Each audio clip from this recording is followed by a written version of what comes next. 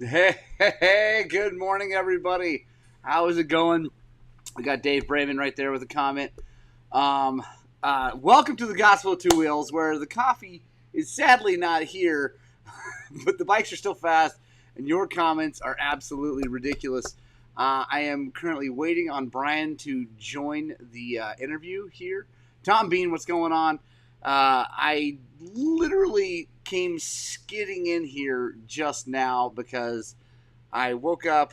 I didn't feel that great, headache, whatever, and was kind of lazing around a little bit, and then couldn't find my keys, and now we're here. All right, Woody is coming in. 1 second. There we go. Got to bring him in. Get the Woodrow. There's Woodrow. Hey, I am disconnecting my headphones from this thing so that I can connect them to my computer because headphones are important. Yeah, so we are I'm all about as ready. organized as you are this morning, apparently. Yeah, it's all going real well. Dude, oh man, yeah. I woke up with a relatively splitting headache. That was awesome. And then couldn't find my keys. So it was lovely. What is up, Well, Smiley where Angel were they? Kings? Where were they, Keys? So that's a great question, and it's just not on me this time. They were underneath folded laundry. Uh-oh. That was Uh-oh, that's not still my on you. folded laundry and not laundry that I folded. So, But whose keys are they, oh well, yeah, they were my keys, Morgan? but they were set in a place that was easy to find until the laundry got set on top of them. So Uh-huh, uh-huh. they were And on a here we are. table. Yeah, I'll take a little bit of responsibility, but not too much. I love it. Yeah, I it love it. was. Smiley Hansen is somebody that's been commenting on some of the Instagram posts lately. Smiley, if that's you, tell me if it is or not on some of the seat time stuff. Yeah, that's definitely him. I'm sure, and he is. That is. I'm sure it is. We'll check in, but that's Justin Hansen from Paso Robles, California. Mm. Bryce Davis, Ryan Osborne, what is up? Daniel Malone, there he is. Woodrow, how you doing, man? Dude, we are in. I'm excited, right? But I'm also disappointed because of the fact that we're moving. Yeah, We're officially downsizing. The beginning of trying to save to move to Colorado has begun. So we're selling our house and we're downsizing. We're so that we can start saving and hopefully, like in 2 years, get ourselves to Colorado. But I'm also sad because I'm like missing everything that I would normally do right during this time period because my birthday is this weekend. I turned 44, and the past couple of years are on my birthday. I've been going to the Shady Borough. San Isabel's happening. I'm not able to make that because of the move. Death March is coming up, but because of other things, like I don't think I'm going to have the time off and the money because of the move. And it's like, so it's great that stuff like that is happening because it's moving us forward towards the goal of getting money to move to Colorado. But it's also like taking away from all of the Colorado-ness right now. So it's like, yeah, that's all right though. It's a long game, right? You're playing the long it game. is. It very much is the long game. Is part of the downsizing cutting your hair? I guess so. Yeah. Yeah, it's much shorter now, isn't it? Yeah, I know. I was like, wow, look at Woody. He's all cleaned up, looking good. It's because his hair won't fit in the new, smaller house. My head's just gotten so big. My Yeah. ego is so big now that it's like it wouldn't fit in the helmet anymore. So I had to figure that out. Looks like Nate Looney is asking, did Cole approve of your ride brain? Not yet. I just posted that, so we'll see. We'll see. I like posting that kind of stuff because I had so much great information from Cole. So in the long run, anybody can judge me accordingly, right? But we are looking for what Cole thinks. Yeah. That is the most important one. Let's talk a little bit about the counter shocks. You just did the video. You just did some writing. What do you think? Yeah. Okay, so I'd had it on there for a couple rides, but in the long run, I really wanted to do find a spot that I could easily take it off and on. So I just left the front number plate off. Could do a quick little loop, take it off and on, and it was rocky, and it was a trail that I could attack. And honestly, I really could tell a difference in the directional ability to hold a line, but then also like some of the small chatter, and then two, it wasn't a spot where it felt like I had really hard hits. So it was tough to know on that regard, but I could tell that it felt like I had better traction kind of at the handlebars. I know that may sound weird, but yeah, I really do think it made a difference. And I did try it in that more rocky terrain for the deflection purposes. Yeah. And I really do feel like it kind of like tamed it down so that I could be a little bit more in control. To what people have said, and I've noticed Nathan as well mentioned this, that over long periods of time, it also helping with arm pump and it helping with rider fatigue. It's tough. It's gonna be tough for me to probably speak to that too much, just because I have a Mako 360 on, and it's like I've had the Mako 360 for those reasons. So having a counter shock on a Mako 360, like maybe it's gonna also add to that, but. So maybe at some point there needs to be a remove the Mako 360 and just use the counter shock and kind of like really fine tune that piece. But yeah. Nice. I tell Nate that he honestly dropped the ball on naming it. I thought he should have called it El Mano de Dios, because it's like the hand of God holding your motorcycle steady as you come through things.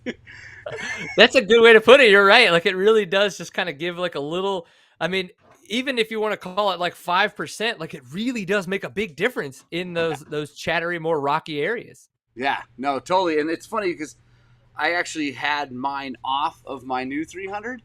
I've got mine off of my old 300 because I have a chainsaw on the front and it just doesn't work with the mount. But the chainsaw is like a huge counter shock, so with gas and oil bouncing up. Yeah, but yours is not a tuned mass damper. No, yours is it's just not. a mass. Yours is just a mass. It's a mass damper and cutter, if wielded correctly. There it is. Yes. Or incorrectly, whatever. But I took it off of my new bike to go to the hard enduro because I was trying to lighten that thing up as much as possible because I knew I'd have to pick it up a lot of times. And so I was trying to I put the small gas tank on. I took a bunch of stuff off. I took the counter shocks off. And I also, and Nate and I have talked a lot about it, I don't think that in that really slow stuff it makes much of a difference like that. Right. So I just figured it was dead weight. Well, I had not put that back on yet. And I went to Washington and got into some really choppy, loose stuff. And I'm like, man, the front end of this bike just doesn't feel that good. I wonder what's, and then I'm like, I forgot to put my counter shocks back on. So that will be going on. It's here. It's actually right here. All right, come on, give us. You got to give us a shake weight demo. Yeah. Yeah. It's so good. I'm not gonna lie, I had so much fun making that video when I was like, I needed to, I don't know, I was trying to come up with something fun to do, and so I just, me dancing around the garage with the shake weight or the counter shock in this case. I was like, okay, I can do this. I feel like I really want Trey and Matt of South Park to make a new episode with the counter shocks because it would be so good. Yeah. Well, you need to send that to Enduro Memes, and then they can screenshot, that, and just put the counter shock in there, and then that way we have it for our own purposes. Yeah, perfect. I like it. Let me see. I had a few people here. Let's see. Roku Abtor, Weeby Racing. That is coming up, by the way. Quick. August 20th, we will be having a test, tune, and train day out in the Grand Junction Desert. If you guys want to come out, I'll be set up with all my suspension stuff. Not doing valving, but things to set clickers, check sag, get all that good stuff, get you dialed in. And then we'll be riding the area that is going to be the race. I don't know what the race course is, obviously, but we'll be riding the area. So we'll hopefully give us all a little bit of a hometown advantage. So stay tuned for that. It's going to be fun. Barnado, J-Lo, Rich Pierce, James Narkill, Wes Dietz, and Gordon Stimmel. What is up? It's good to see you guys. Woody, what else is going on in your life right now that you want to talk about, dirt bike wise?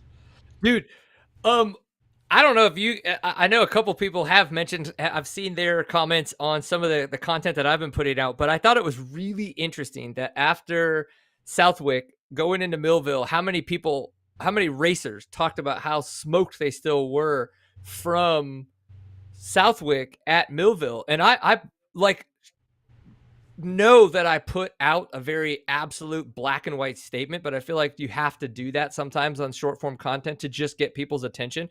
And I truly do believe, especially for these guys that are professional racers, 32 weeks into their season, the cumulative effect of what their body has gone through, like recovery has to be the most important thing that happens between these races. And if they're coming back and riding on a Monday when they're just absolutely smoked and not paying attention to how they sleep, how they eat, how they hydrate, and then prepare for the next weekend, that they're doing themselves and their ability to race the next weekend a huge disservice. And it's been interesting to get so much agreement, so much pushback, but then also so much good conversation around it as well. And it goes to show just how interesting the internet is and the way that people can respond. Because some people are just straight up assholes. Like, it is so funny, dude. Like, but again, like, I know that specific piece of content was it was crafted in a way to be very absolute, and there are no absolutes in life. Do you know what I mean? So Right. it's tough to do that, but it's very interesting. Yeah, absolutely. Wes Dietz wants to know, do you do cold plunges? I don't have a cold plunge. Here's the thing. So it depends on where, why, and how you're going to want to do them. So it's a mental thing. Like, that's the deal. So if you're kind of someone that is like, hey, like, I wonder if I could be better at doing hard things, like, that's where a cold plunge is going to come in, because you get into 40-50 degree water. Like, it doesn't sound that big a deal, but considering the fact that our body is almost 100 degrees, that is a huge shift. And to be able to just dunk yourself in there and sit there for 4 or 5 minutes, that's all up here, right? It's learning breathing techniques and being able to handle hard things. You don't want to do a cold plunge or a cold shower after you work out, because you actually want your body temperature to stay warm. Because if you were to like get in a cold plunge after you work out, all of your capillaries are going to shrink and your blood flow is going to stop. And so all of the pieces and parts that you want to happen for recovery are going to immediately stop. So don't do cold plunges or cold showers after you train if you want the aspects of all the blood flow to do all of the things you want them to do to gain the things you're trying to gain. Right. I feel like the cold, a lot of the benefit of a cold plunge is one of my favorite phrases is being comfortable, being uncomfortable. Mm-hmm. Like, getting comfortable, being uncomfortable. That is what all the true badasses of this world are, right? Like, they're all like lean into uncomfort, like the suck. You know, they embrace the suck, right? They're just like, Yeah. I like this. You know. Well, if there's a great book, and I read it right before you and I kind of met for the first time in person in 2021, at Shady Burrow. It's called The Comfort Crisis. It's written by Michael Easter. And if anybody's kind of on board with that, and maybe you don't read books, maybe you're an audiobook person, whatever. One, it's a phenomenal read, but two, it really goes into the concept of how the world, our society, because we're first world, right? But even some of the second and third world countries have just over comforted themselves. And so we're always now just chasing comfort instead of uncomfort. And he goes into how the research is coming out that we're essentially like totally screwing ourselves over. And it's in the long run, he comes to the same conclusion of what you just said. We should be learning and training and finding ways to make ourselves more comfortable being uncomfortable. It's a good book. Yeah, I gotta check that out. So Ronnie, why are we not racing San Isabel? Woody's not racing because he's in the midst of moving and craziness. I'm not racing it because I will be in Montana fishing with my dad. You're not? Oh, that sucks. I didn't even realize you weren't going. Yeah, no, I was so bummed because my trip with my dad is my kids and my dad. So my boys and I are flying to Missoula, Montana to fish with my dad, which is definitely way more important than a motorcycle race. But I had everything planned to be able to do that and race San Isabel and race Shady Burrow. But when they canceled Shady Burrow and moved San Isabel, it fouled it all up because like they were going to be split, like, and I was going to be able to do that because I don't think there was going to be a race on that weekend until Shady Burrow canceled. So yeah. Anyway, that's why I'm not racing, and Woody's busy doing my things. So, Oh, uh, look, Ronnie's in here too. Another Texas guy. Hey, Ronnie. yeah, yeah, Man, that's gonna be cool, dude. Montana. I have yeah. not been to Montana yet, and oh my Really? gosh, I want to Oh, go so bad. dude, Montana is awesome. It's funny because Missoula is a big town, right? I think it's 100,000 people, maybe more. University of Montana, I think, is there, or is it Montana State? Anyway, one of the big colleges in Montana is there. So it's a huge town, and the joke from the the locals there is that the best thing about Missoula is that it's 15 minutes from Montana. Um, so, but it's an amazing place because the rivers. I mean, as a fly fisherman, especially Missoula, is like it's where the river runs through it. It was written about and all that. It's also there's these huge rivers with huge trout in them everywhere. So it's a cool state, and then it's also cool because it borders right up against Idaho. So we've got all that awesomeness in one area. It's rad. Yeah.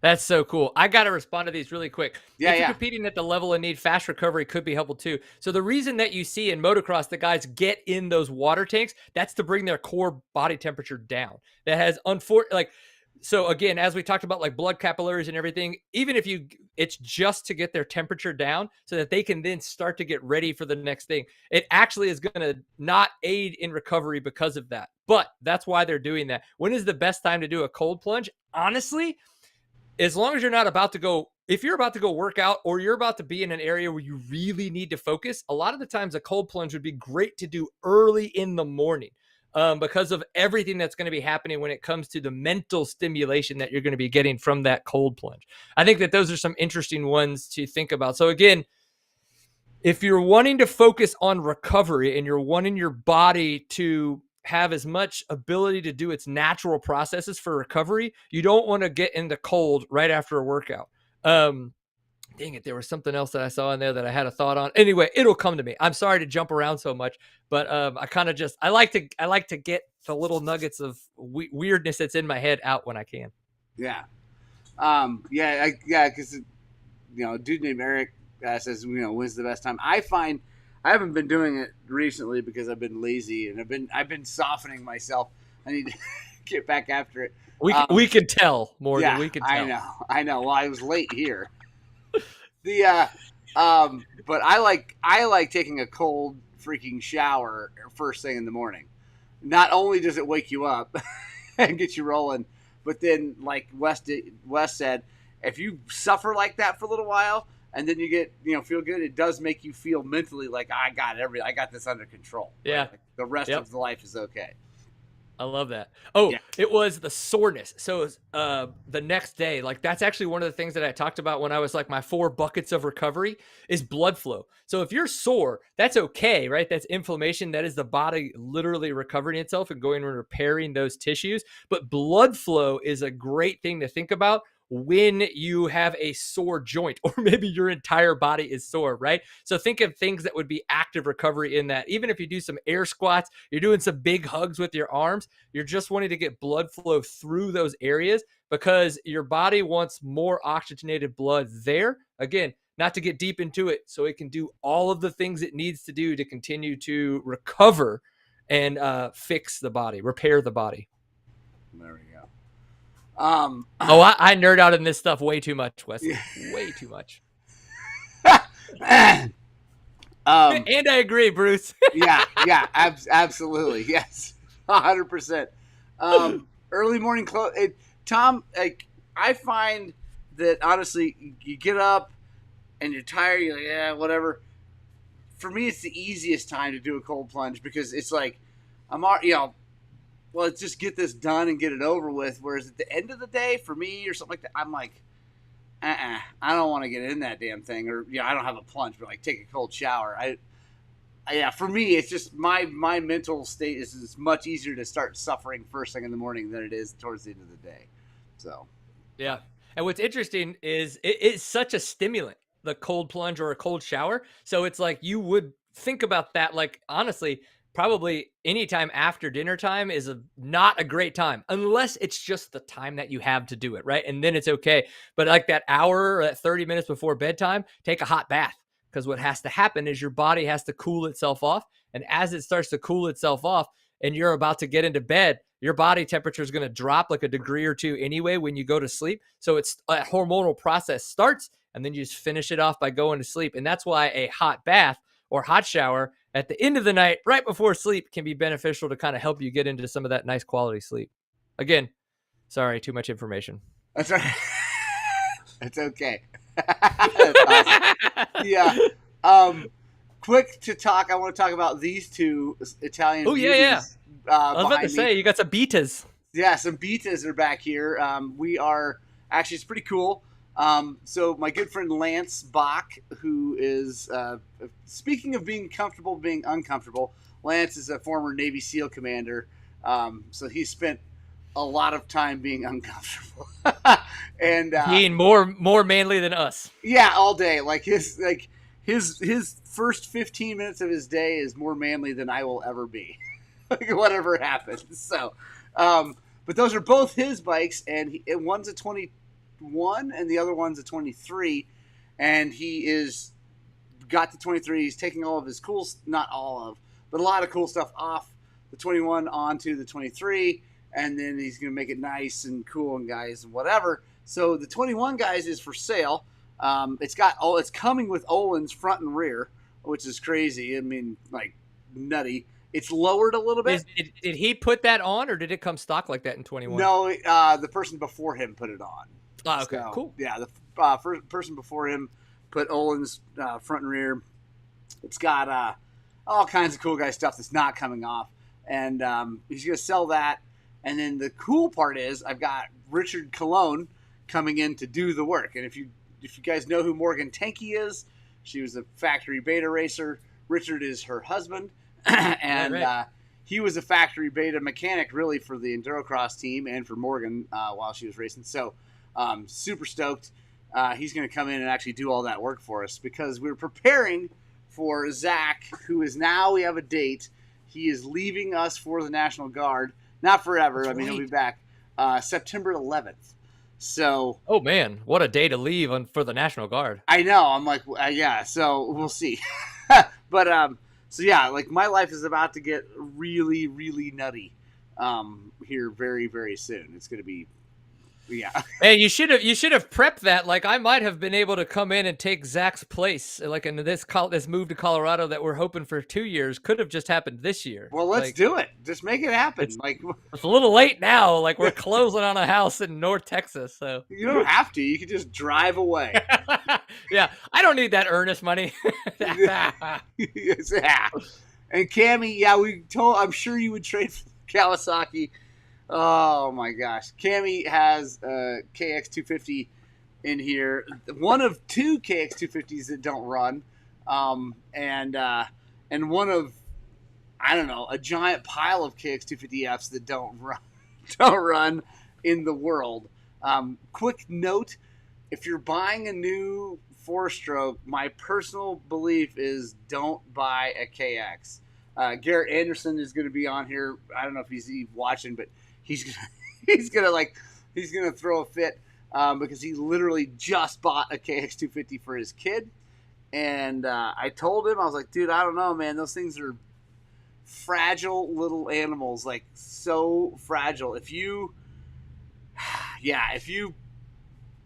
breathe on them wrong or do it, like it is terrible. Like if your maintenance schedule is not absolutely perfect, your KX will blow up. I guarantee freaking it. Well, I think that Garrett's KX250 sounds like you're just about to have a lot more video content. I know for the schlogs. Like, I mean, that's so you should be more excited for him than I'm excited. Like I said, this is actually such a conflict in my soul when things blow up, right? Because like I'm like, I feel bad for you, but like, yay! But bring it in. Not only do I get to make content, I get to make money, I get to, like all those things. But yeah, Kawasaki's, man, and that's been that way since they started building 4-strokes, in my opinion. Like when do they start that? Oh, well, the KX has really got good, like good as in, fast and all that, like at 08, 07. Oh my gosh, I've seen more crankshafts in the open air, like in the world, not where they're supposed to be. That's crazy. Yeah, they're not good. Yeah. There's good talk about those SRs though, because now everybody's kind of making their factory edition and their special race, I think is what the SR stands for, something like that. Like that has got good, pretty decent reviews for what it is and stuff like that. Well, it's a great but bike. yeah, like and we have a customer with one, and he got a smoking deal on it, like because Davis, our big dealer here, they're a 5-line dealer. Is that right? Anyway, they sell everybody, and they don't sell a lot of Kawasaki's and they don't sell a lot of Suzuki's. Surprise, surprise. So they had one of those SRs, and so they made this guy a good deal, and he absolutely loves it. Like he loves it, and the thing, it's crazy fast. It's all the things. It's a great bike, right? And Cowies are great bikes. The problem is if the air filter gets cockeyed once, or you don't change your oil down to the minute, they will come apart on you like it's nuts. So is it as bad or worse than a TM, where you need 10 mechanics to make sure it stays running? I don't know. High quality, but the quality comes at a performance cost. I think that is basically like it. And I don't know. I haven't spent nearly enough time around TMs. The good thing about a Kawasaki is you can buy parts for it, right? Okay. Well, there you go. Problem with the TM is when it blows up, you're like, I have this anchor now that I can't get parts for. But yeah, I don't know. I have not been a fan since they quit making 2-strokes. And yeah, Cammy, well, like you said, she's got little sad emojis. She knows, like, it's a thing. They are not awesome. So yeah, whatever. Well, I'd love to get on the XC or XCW bandwagon. But man, like I love my Sherco, but honestly, like now that I've been like considering like trying to follow the National Enduro Series next year, like that's kind of like the big goal in 2 years is to get to Colorado. Like that's what we're saving for. But like, and so once we get in this house, like we're going to do like about a month or two, like what do the bills look like and stuff like that. And then like, okay, what can saving now truly look like? You know what I mean?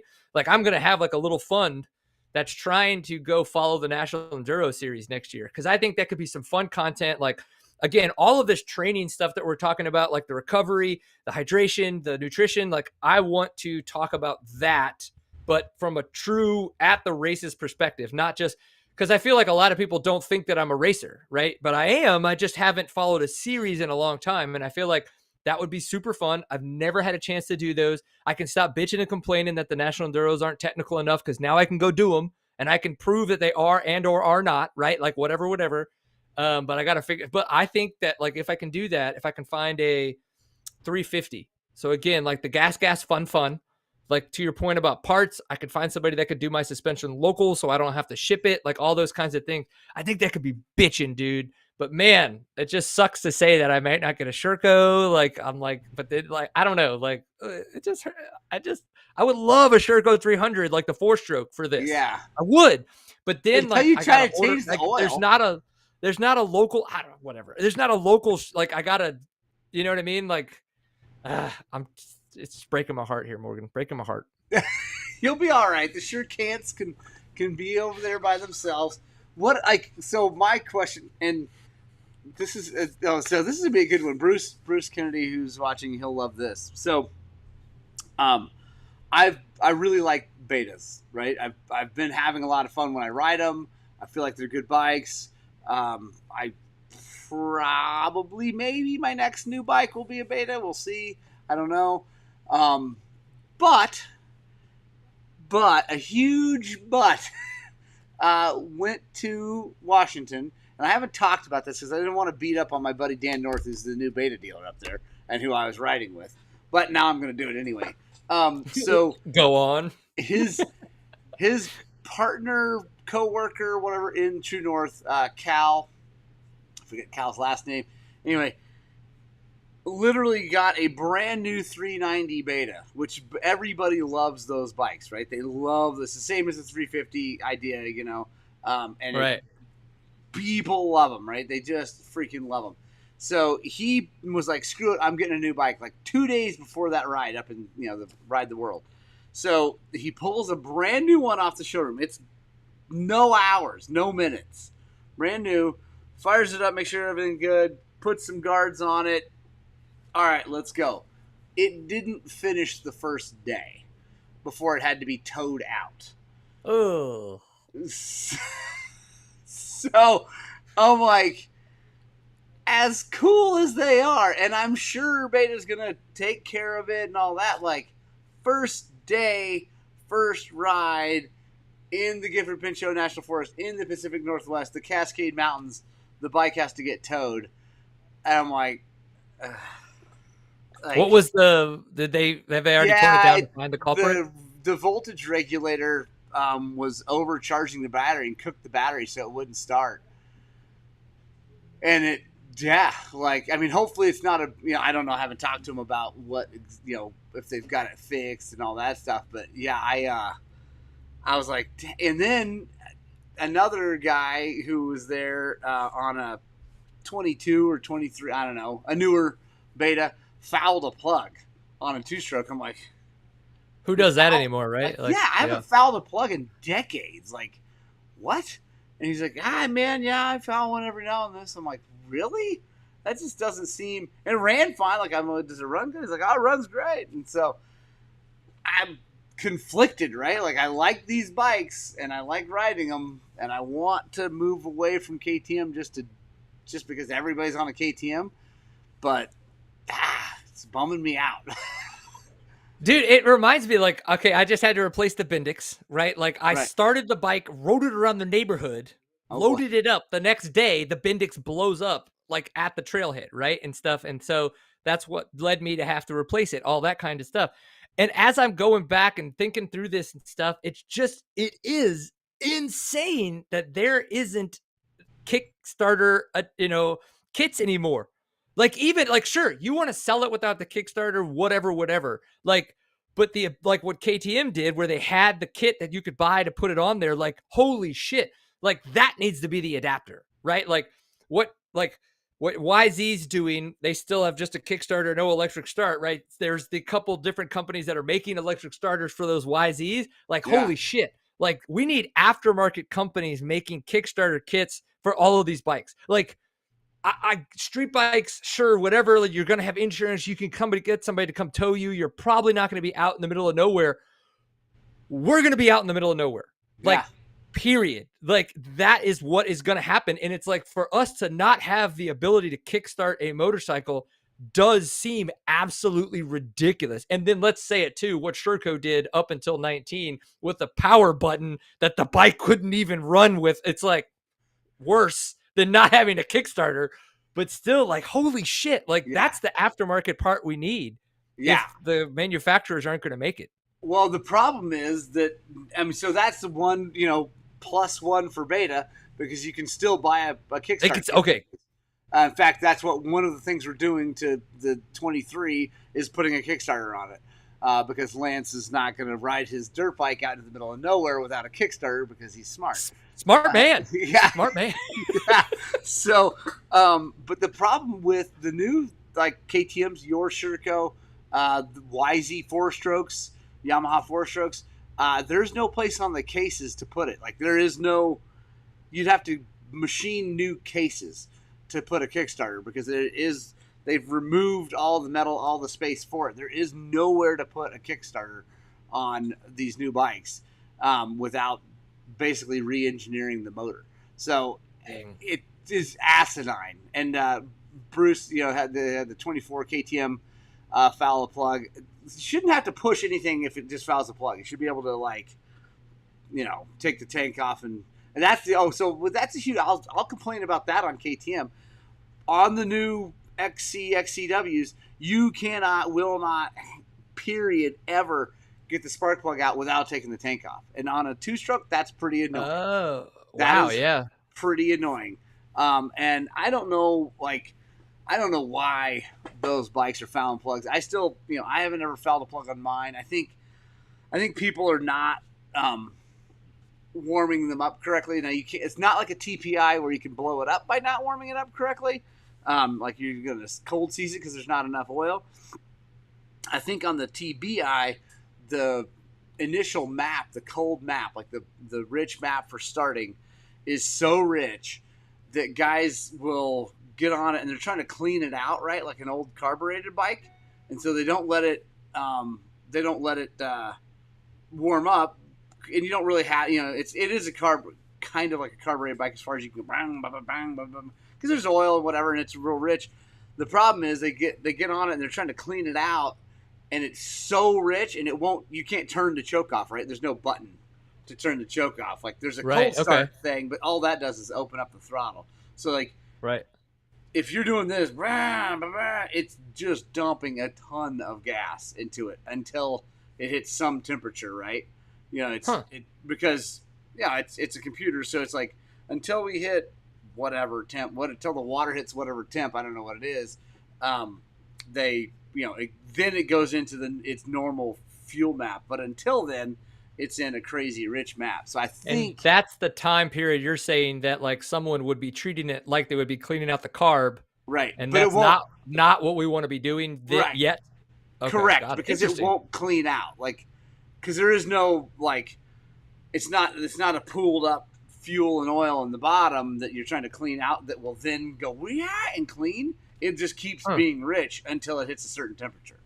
Got it, because it's literally the computer at that point. Yeah. Okay. Interesting. Okay, crazy. Wow. Yeah. It's like everybody's like, oh, I got a new 24, and they came off of like an 02. You're like, listen, it's a two-stroke, but it's not a two-stroke.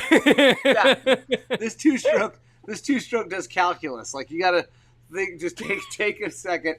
I can't handle calculus. No, please no. Yeah. But there needs to be in that case. It's like should there be like a ready light? Do you know what I mean? Like you're starting it up and it's like a yellow and it's telling you like, listen, we're warming up. We're getting to operating temperature. And then it's like green means go. We're like, okay, you're at operating temperature. That would actually not be a bad thing. Like that would not be a horrible deal. Like to have, because I mean, they're already putting all these stupid lights on them anyway, right? I mean, they got the CAN bus system underneath the seat that's controlling all the electronics, which is that's another topic for another day. Science. Yes. And, but they're already doing that. Like, why not put a little LED on because the hour meter is now like a smart hour meter. It flashes your code if you have a problem, and it tells you fuel's almost empty. So it wouldn't be a big deal to put a green LED and that, you just don't run it. Like, don't take off and hold the thing wide until the thing goes green. Wouldn't be. What's the name for the guy that does Taco Moto? I know you know him pretty well. What's his name? Mike. Okay, there you go. He'll have there's an aftermarket part for him to throw out there. Yeah. And so quick thing, Bruce, the guy was just learning log hopping and just died. It's a bummer. And also a lot of the new TBIs have been super rich. The 24s I wouldn't think would be that way. My 23 was rich. I never fouled a plug. I don't know if it's because I don't know. I don't ride like real slow. I wick the thing open. I kind of clear it out all the time anyway because I'm just so used to it. I feel like you're saying that to call me out. Like you're like specifically, I don't ride like Woody, so that's not going to happen. Well, yeah, I don't ride around like as if I was on a Sherco, right? So and Smiley Hansen, you were correct, and this is why the YZ250 is the best two-stroke motorcycle. Speaking of which, did you guys see? I saw a post recently. Why Yamaha is making like a 90s YZ250. So it's like the old purple and pink, like Damon Bradshaw. Oh my God, it's the sexy white plastic. Sexy, yeah. I saw it on Vital. Yep. Oh my God, it's so pretty. Let's see. So Ronnie wants to know about Smart Carb 2. It's funny you should say that. I just ordered a Smart Carb 2 for a customer. He brought me that just to show me what he wanted to get. And so I will let you know. Some people hate it. Some people like it. Here's the thing, Ronnie. I will just chime in. So I'm not a big metering rod carb guy, not because I don't think that they work and not because I think they're terrible, but because I just don't think you need to spend the money. Like I think you can tune a Kian or even a Mikuni to run just fine. Like I don't think that's an issue. But the smart carb, if I were going to buy a metering rod carburetor, it would be a smart carb. But here's the thing that I learned from talking to the smart carb guys yesterday as I was ordering that, is that it's really important. I learned this also. I kind of half learned this with the guy, a customer who installed his, and we were having problems getting it tuned. If there's a part of the carb boot that comes from the airbox to the carb that covers any part of that bell of the carburetor, it will run like crap and like flood and do all kinds of stuff. It is just terrible. Like it's not good. But if you can, like on YZs, you have to like shave this part of the carb boot because it'll overhang. So you have to get a Dremel and shave that out, and then it works good. So I'm thinking that is the problem with most of these things, is that guys are putting them on and not like, because they think, like they just put it together, and kind of the rhetoric is that you buy a smart carb, you put it on, you don't touch it, and you just ride from the Marianas Trench all the way to Everest, and you're good to go. You don't have to jet it. Sounds amazing. Yeah. So, but yeah. So anyway, I think but yeah, I will be talking about that. We're actually taking one off of one of these betas and swapping things. So we'll see. I was going to say that another thing that I love about technology and opposed to like smart carbing and stuff.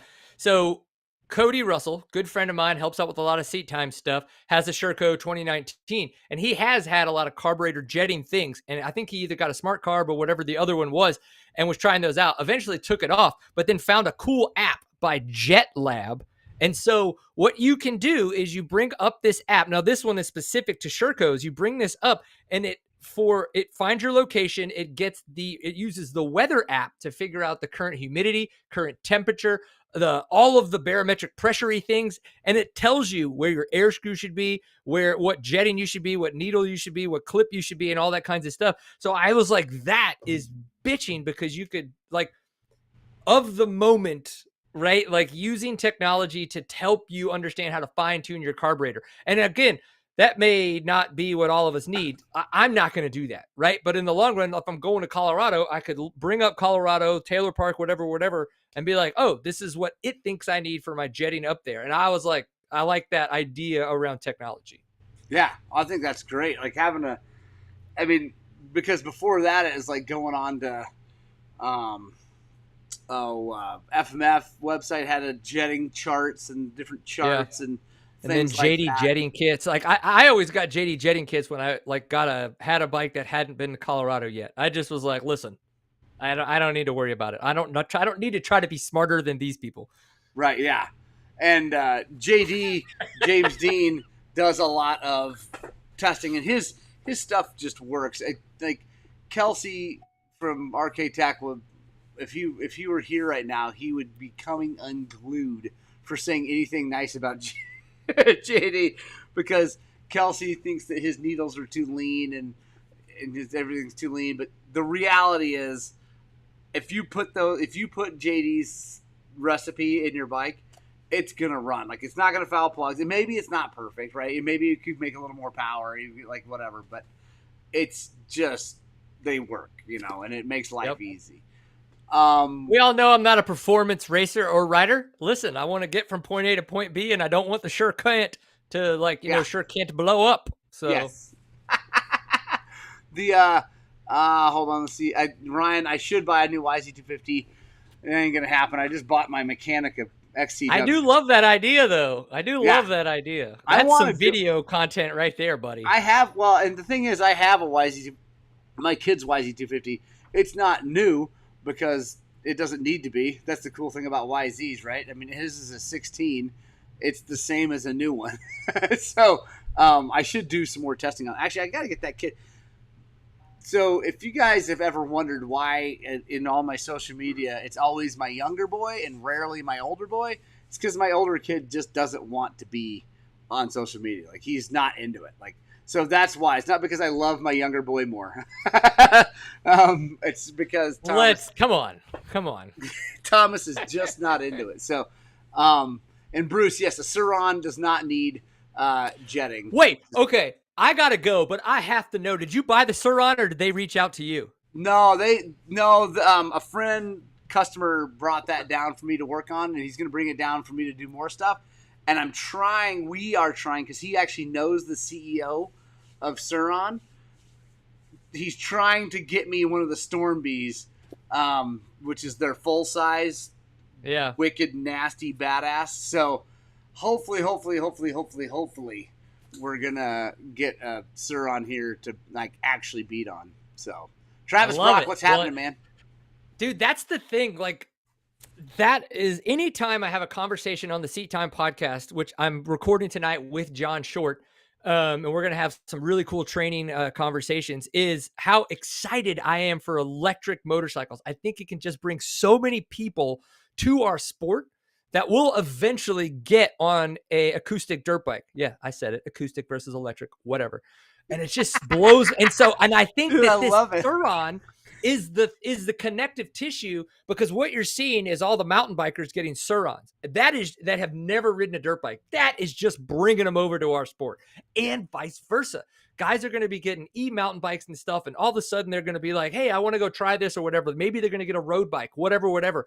And so that's why I'm so excited for things like Tarats, things like Surons, and what's going to happen with the KTM 50E and stuff like that. Like, so I'm super stoked on this, and I think it's going to be awesome. And I just love everything two wheels. And so I just wish people would be a little less negative on all this stuff, because all it's doing is bringing more eyes to the entire platform of the sport.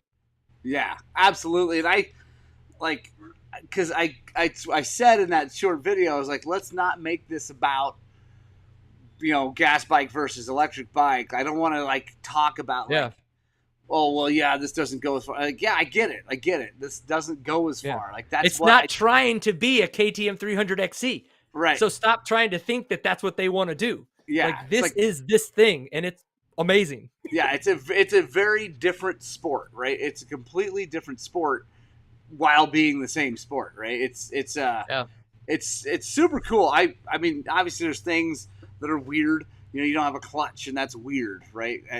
To someone who's used to using a clutch, I can't. I'm like, I don't know how much throttle to give it, because I can't pull, power with my left fingers if I give it too much throttle. So you got to be really careful, and it's just it's a cool thing. And that Ultra B, I think the Ultra B might end up being like the coolest one, because the Light B is the one that everybody had, like the little bitty one. Right. And now the Ultra B and the Storm B are here, and the Ultra B is kind of the in-between, and I think it might be like the best one, because the Storm B is going to be trying to be a KTM 300, right? Like, it's going to be, right. It's a full-size bike. It's 280 pounds. It's all these things. So I don't know if that's going to compete well, but the Ultra B is cool because it's like big enough to be a dirt bike, like, and like feel like, oh, this is a dirt bike, but still small enough, light enough to be like entry level, right? Like a young person, a small person, someone, whatever. And yeah, Datsun, they're going on about Chinese and all that stuff. I get it. Like, I don't love the Chinese nation. I don't love their politics, but the reality is those bikes are cool. Like, that's all there is to it. It's freaking cool to ride. Yeah. And totally I really want to ride it. Like, I really want to get it out. And Matt, the guy that owns that Ultra B, is definitely going to let me ride it. Like, he's actually bringing it back down. We're actually doing the thing that I don't want to do, because Matt, the owner, is more of a mountain biker, and we're switching the brakes to mountain bike brakes. Like, we're flopping them to the front brake will be the left and the back brake will be the right. And I don't love that. What's crazy is that I keep my mountain bike brakes the way they come on a mountain bike, and I ride my dirt bike the way they come. Like, my front brakes on the left on my mountain bike, and I'd have no issues. Like, my dad would always swap them, and as I was growing up, he did that for me. But when I started doing my own mountain biking thing after the fact, like, I never switch them and I never have issues. I don't know why it matters or doesn't matter. It's weird. Yeah. And Dad, son, I disagree about destroying dirt bikes. I don't Yeah, think that that's is unfortunately the wrong way to think about and this, because someone might get one of these and then get introduced to dirt bikes and then they're going to go buy a dirt bike because at this point they obviously have disposable income. yeah. And if this is the first thing that got them on two wheels, maybe they never had a mountain bike. Maybe they never had a dirt bike. Maybe they never even knew. They just saw this thing on Instagram, and all of a sudden they're walking into a power sports dealer. What is it, David's Center there in Montrose or whatever? Like Davis, they would have never done that if they hadn't have picked one of these up. So you can't have such a closed-minded perspective on that this is going to close off to dirt bikes, where the reality is it's the possibility, if marketed correctly from everybody else, is going to only open this up to more people on more types of two-wheeled sports. Right. And I actually talked to, this is interesting. I have a friend who works for the big Toyota dealer here, and he went to the big Toyota, like, national meeting. And it's interesting because, Toyota's been pretty, they've been pushing back pretty hard against EVs. Like, they have, the Prius and stuff like that, but they're not like, they haven't announced like by 2035 no more gas powered, like whatever. They're like, no, we're going to continue making gas powered stuff.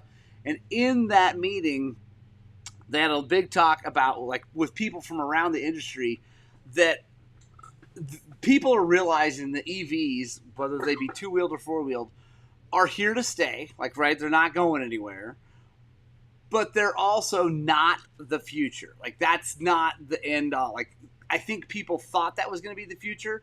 They thought that it was going to be like, we're going to get rid of all gas power and all this stuff. But what the real industry is realizing is that that's not going to happen. It can't happen, right? We can't produce enough electricity to charge all that crap. I mean, right. We're not there yet. And that's okay. Like, yeah, that's whatever. fine. So that's not the thing. Like, they're here to stay, and the gas things are just going to get more efficient, right? And like be better.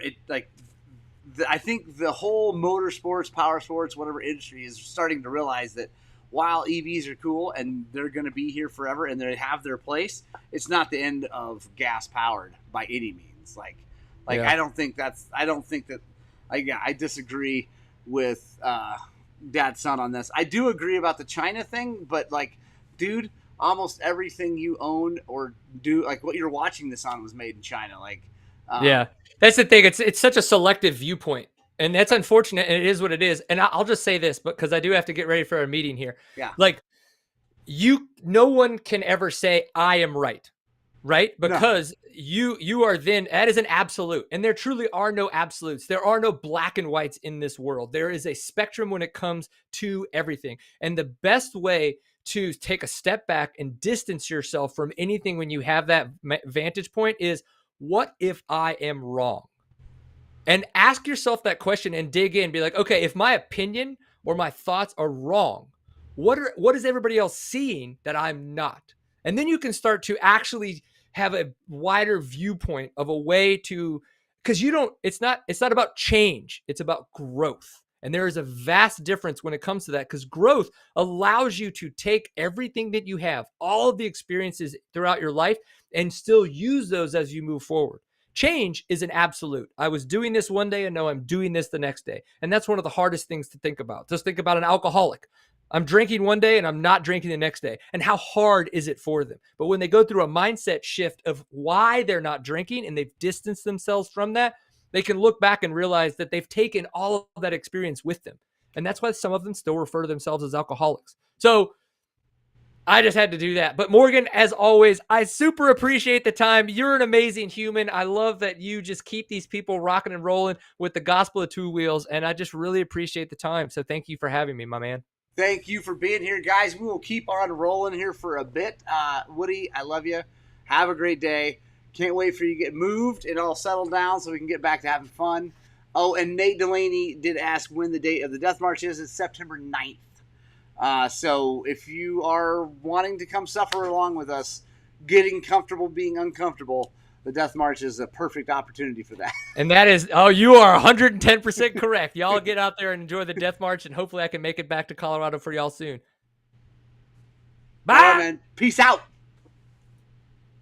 All right, guys. Thank you so much, Woody. I appreciate that. Yeah, I'm not going to continue to argue about China and EVs. The thing is, they're freaking cool. Like, it will never replace, ever replace my gas-powered bike. But if I could have a race in my pasture and not bother anyone with like 6 of those things ripping around, or think about the outlaw stuff you could do. Because I've been like, let's be honest, I don't always follow the rules. Like being able to sneak around and do stuff is, yeah, it's pretty cool.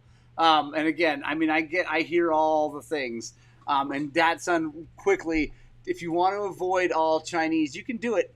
You just move out to the country, live off the land, and be off grid. So there's a way to do it if you really want to do it. So,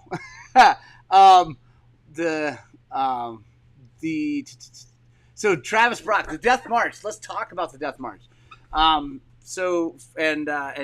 by the way, Travis, loving the Talon hybrid so far. I've only got a little bit of time on it, but I've been really liking the way it hooks up.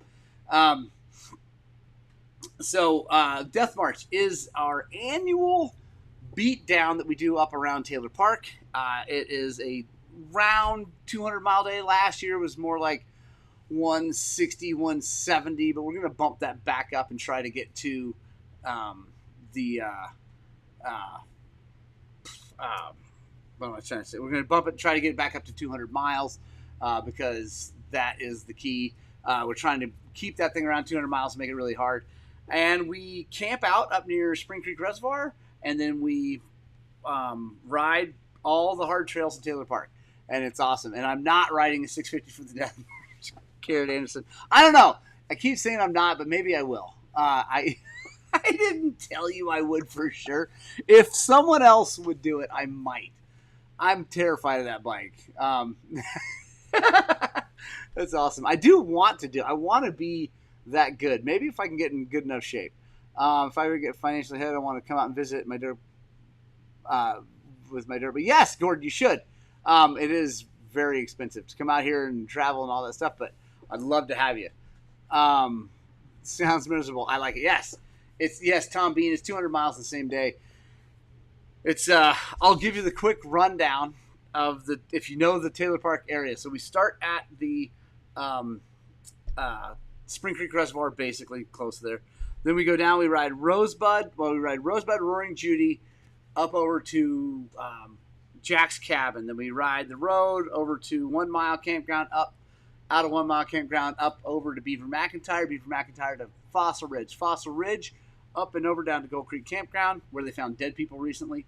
And then from Gold Creek Campground, we ride up, do Gold Creek Trail, over and come back down into Union Park to Taylor Park to Gas, we go to up to Tin Cup. We ride all of Timberline, the whole thing, and come out at Pie Plant, come down, go over to Star Trail, up Star Trail, over to Italian Connector, back down to camp. Then we go from camp, we go back up to, let's see, I gotta make sure I get this right. At that point, we go back up Deadman's. Well, yeah, back up Deadman's over to Reno Ridge, down to Cement Creek up to Mount Tilton Trail up and over to Star Pass.